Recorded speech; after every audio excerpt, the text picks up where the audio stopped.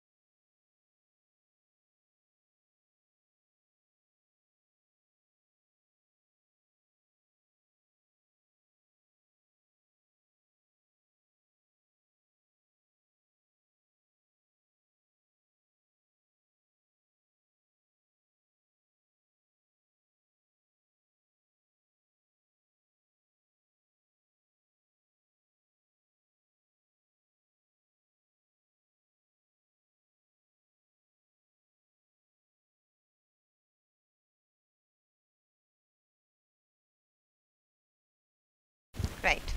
Now as you can see here we have made use of some INGs.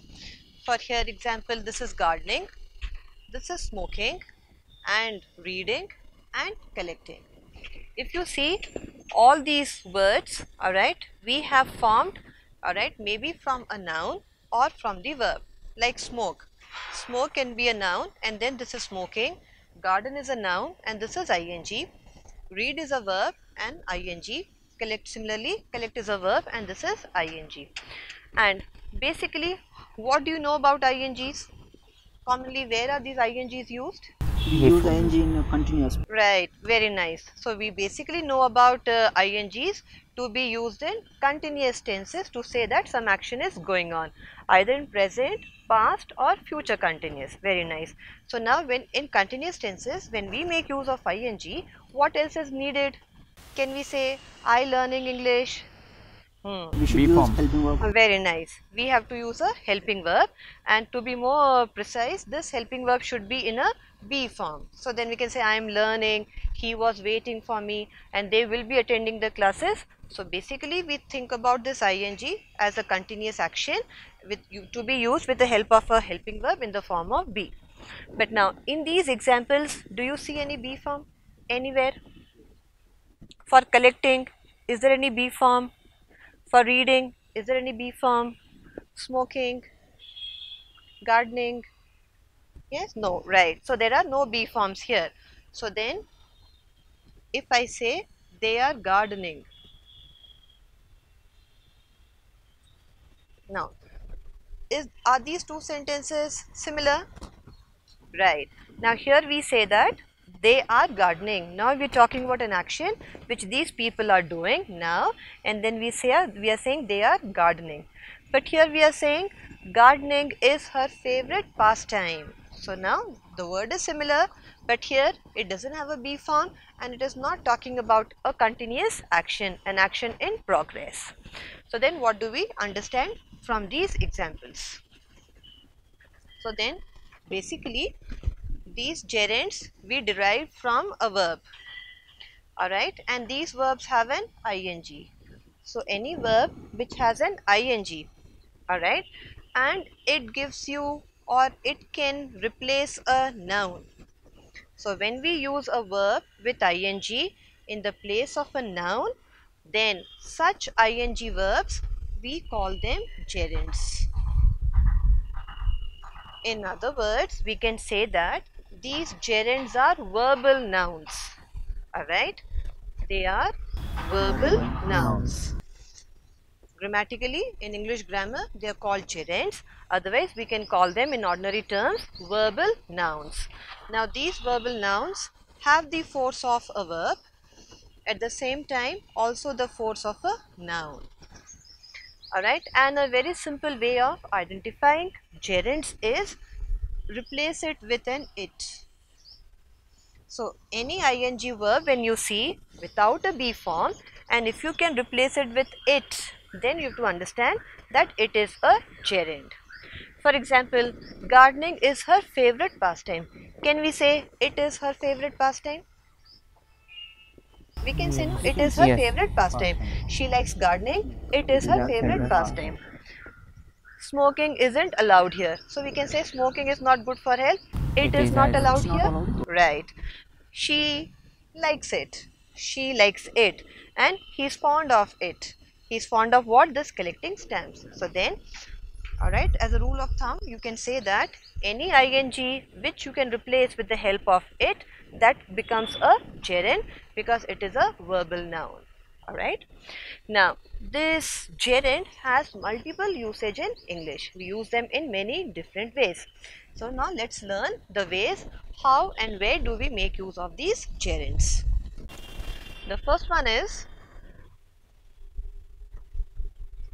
as a subject. So we can make use of this gerund as a subject, because when we say a sentence in English, what is the structure of a sentence in English? Right, we have a subject, then a verb, alright, and after the verb usually make use of object, and after the object, right, we write some other words. So this is the structure of a sentence in English. Now we are using this gerund as a subject. So means where are we using it? We are using it here. So here we are using ing in this place. Okay. Now for example, honking is prohibited. Honking is prohibited. Okay, we can say here. Honking is prohibited here, right? So now this is the subject, this is the verb, alright. Okay, these are some other words. There is no exactly an object here, but then we can say that these are other words. Second example, we can say that dieting really doesn't help. Dieting really doesn't help in reducing weight. Okay, so then it is prohibited, it really doesn't help. So then, as I said, anytime when you can replace it with it, it is a gerund. Now this is in the place of the subject. Can you give some examples? Voting is an important responsibility. Very nice. Voting is an important responsibility. Okay, or voting is the right.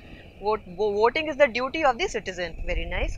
Firoz? Smoking causes cancer. Perfect. Smoking causes cancer. So it is important, it causes cancer, right? Swimming is the best exercise. Swimming is the best exercise. Very nice. Alright. So all these are the cases of gerunds which we are using in the place of a subject. Okay. Alright. Now, Karunakar, your question, you asked me, can we use gerund and infinitive in the same place? So now I'm saying dieting. This is a gerund. Dieting really doesn't help to reduce also, we can say. Alright. So dieting really doesn't help to reduce weight. So there's no problem. When this is a noun, noun can have any other words, and this to infinitive is just another word, we can use it anywhere. So there's no restriction that a sentence must have only one or it cannot have both. So there is no restriction like that. Now the second usage. The second usage of gerund is as an object. So we can make use of gerund as an object also. So now when we say as an object, where should it come? It should come in, right, in the place of this object. So here we have to make use of this gerund. So then we can have a regular subject followed by a verb in present, past or future tense. That makes no difference. But here we have to make use of ing. The rules are same. There should not be any am, is or was, were, and conveniently you should be able to replace it with the help of this it. So if you can replace it, then we can be assured that it is a gerund. For example,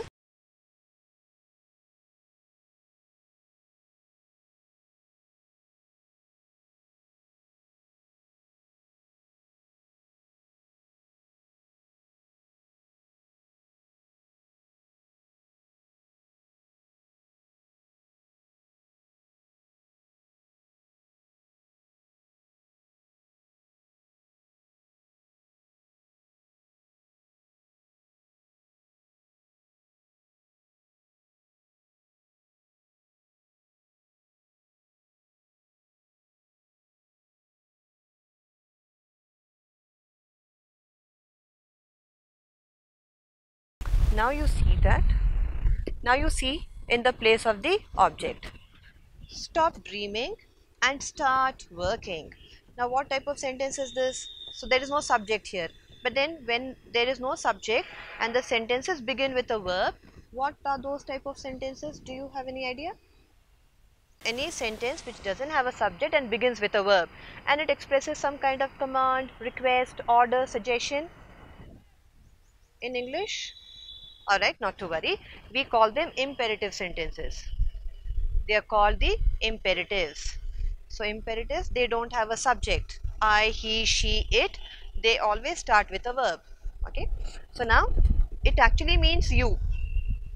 So when we have a sentence like this, actually we want to say that you stop dreaming and start working. So then this is the subject, this is the verb, regular verb, this is ing. Then this is the gerund, dreaming. Similarly, you start working. So if we can say you stop it, you start it. So then when stop it, start it, so this dreaming and working both have become gerunds in the sentence. Similarly, she likes cooking. So what does she like? Cooking. Cooking. So she likes it. She likes it. This is gerund. And children love floating. Paper boats. So children love it. So what do they like? What do they love? Floating paper boats. So then this is the case of the gerund which we have used in the place of object. Here we can change the verbs, present, past or future. This verb has no restriction. Alright. Can you give your examples? Yes, ma'am. Ramu loves traveling. Ramu loves traveling. Very nice. Ramu loves traveling. Yes. I like painting. Oh yes. I like painting. So drawing, painting you can like, and you want to say that I like painting. Yes. When dog was chasing them, they kept running. Oh, alright. So now you are making combination of simple past and past continuous tense. Very nice. So when the dog was chasing, no, two continuous tenses. Oh, one past. Past Okay. continuous. Past continuous. So when the dog was chasing them. Alright. Right. So when the dog was chasing them, they kept what? Running. They kept running. So they kept doing it, you want to say. Alright. Yes, that is also correct. Any other example you want to give? In the place of object? If you want to say he hates. Hate smoking. Very nice. He hates smoking. Alright, nice winter morning. Then what happens? People hate waking up. So that's very difficult, no? Winter morning. So people hate waking up early. So then they must have a lot of motivation to wake up early, otherwise they find it really very difficult. Now let's see the next usage of gerund.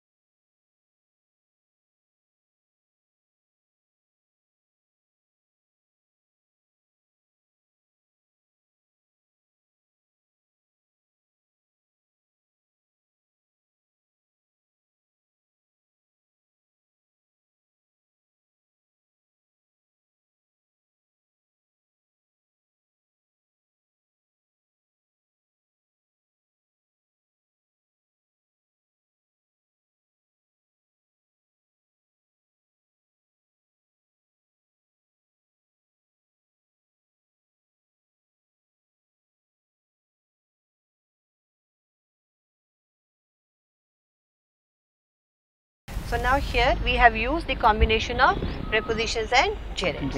First, can you identify the prepositions in the sentences? Okay. Yes. First sentence. Of. No, not tired. Of. Of. Yes. Preposition. Second one. To. Right. To. Then From. third sentence. From. This is from. And the fourth one. In. In. Then For. Of. and this is of. Very nice. So these are the prepositions. Now when we have used these prepositions, if you notice, again we have made use of these INGs. So again these INGs are the gerunds which we can use after prepositions. Now when we take the first example, I am tired of working. So then this tired of combination is like this, I am tired of working. So you can say I am tired of it. Alright, I am tired of it. Similarly, some people are addicted to smoking. So smoking we can say. Alright. Now what are these INGs? They are basically nouns, verbal nouns. Right. If you don't have ING, can we replace it with any other noun? Some people are addicted to, if you don't want to have ING, we can use some other nouns also. Example, smoking. Smoking has ING. Drinking. Right. Any noun without ING. These are nouns which have ING. Any other noun without ING? These days youth have a lot of addiction to what? Cold drink. Always they want to have Facebook or WhatsApp.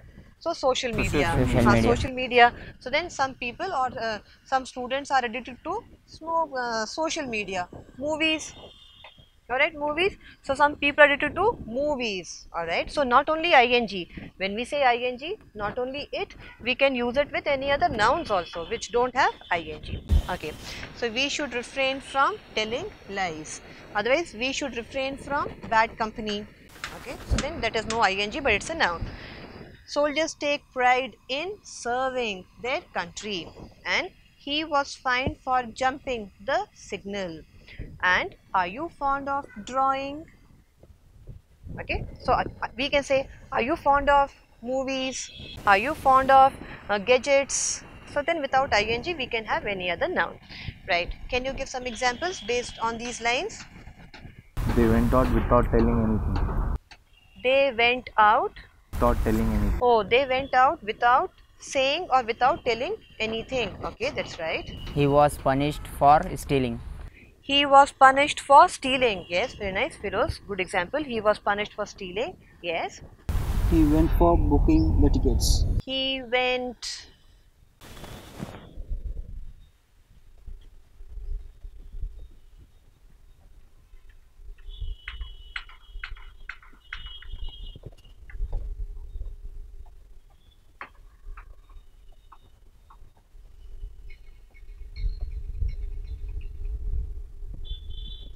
Right. Now Karunakar has made this example. He went for booking. Should it be he went for booking or he went to book the tickets? So where to use ing? Where will this to and this fit? We will learn in the next episode. Thank you.